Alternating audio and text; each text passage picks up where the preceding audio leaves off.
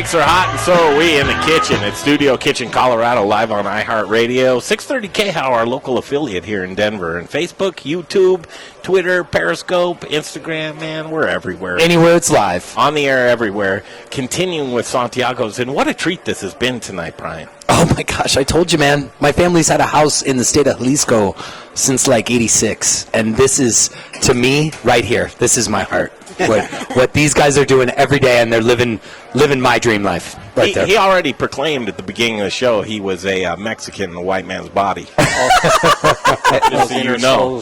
Yeah, that's right. We'll see you when you eat that hot chili, right? Oh, I'm eating it. and I'm a white guy that everybody thinks is Mexican, which is really a trip. And I don't take offense to it at all, because I like to be a Latin lover. You know? That's the way that it goes. Speaking of Latin lovers, here he goes. Tomas. Welcome to the show, my man.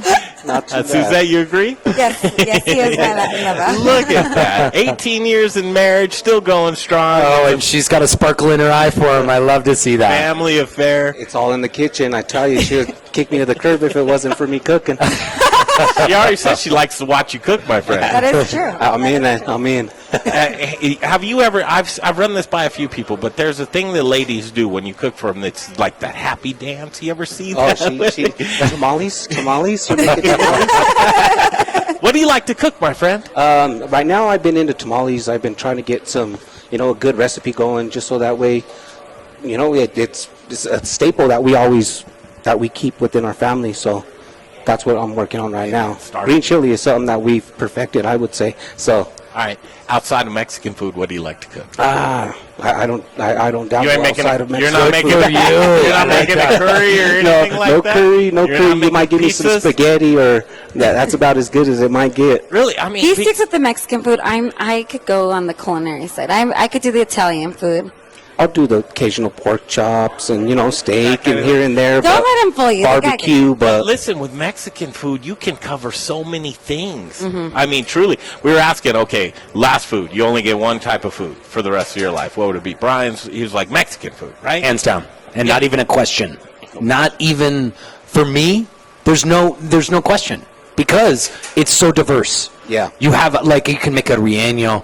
You can, and there's like three ways to make a relleno. Hey, hold on. Most people don't know that. Hold on a second, just real quick. And he's Jay Parker. He's going to correct his language. Jay Parker here, real quick. I want to know what you were just talking about food-wise when you said relleno. Yeah, relleno.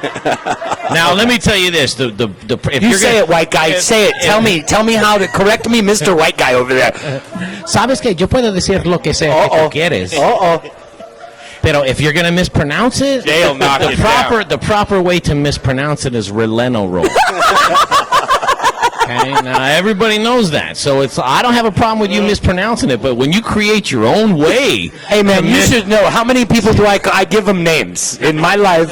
I've been told by more people, just don't use someone's name, because I will give people names, because you might look like someone that you're not, and you don't know that. But the sentiment's the same, Brian, and I understand too, because Mexican food is very diverse, right? You can do so many things with it, and you can, this recipe is going to be a little bit of this recipe, and when green chili's on everything, that helps out too. Yep. Green chili, you love green chili? Oh yeah, I love green chili. I've been cooking green chili since I was younger as well. When I met my wife, she introduced me to the restaurants and their style of green chili, which is different from my family and the way that my family cooked it, and it was still just as great. But it's getting in the weeds. But how so? I just have to know. Just a couple ingredients here and there, a couple spices here and there, but for the most part, it was still the same base. It's still the same good. Now, is that just different regions in Mexico? Well, no, I'm from Denver. I was born and raised. Well, I know, but green chili, man. And green chili is a Colorado thing. Yeah, green chili's a Mexican. I'll differ. Okay, I'll acquiesce to that. But go ahead. I will say though that both of our families derive from New Mexico. So a lot of our family is. He's from the opposite side of New Mexico, okay? So his family is from Española, Chimayo, and my family's from Las Vegas.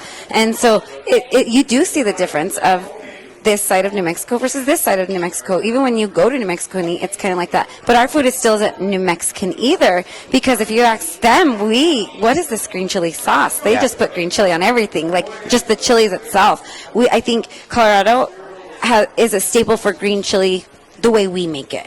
I don't think you could find Colorado green chili anywhere else. And I will say for all of the Mexican restaurants in Colorado that sell green chili, everyone's is just a little bit different, equally good. And I think that there's enough business for everyone. Yeah. That we should always support each other. So I think it's good to have those different flavors. And I think meeting him, I learned the different flavors of green chili. We have a Roman that we talked to, Alex Liberati, who's from Italy, and he says, there is no chicken parm. Yes. This stuff doesn't exist on the menu. What kind of food here that just doesn't? We made this here. This is ours in Colorado. I would say green chili, and I don't know. I don't see sopapillas anywhere else. I don't go very many places, New Mexico or anywhere else, where you get a sopapilla, even being that it is a New Mexican style. But So you have the honey here? no, we didn't bring no honey. We're doing the sopapilla bites to show you got a some sugar different. for you, though.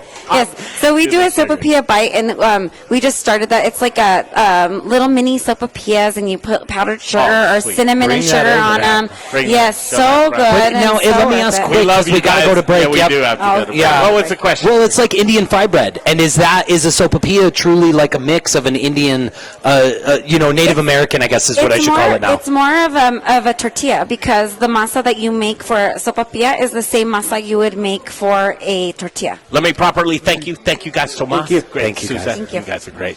All right, there they are, Santiago's Restaurant. Oh, I right love here it. on I the love Modern it. I Eater love Show. it. Next hour, Mark Whistler coming up and Dan Witherspoon right here on the Modern Eater Show.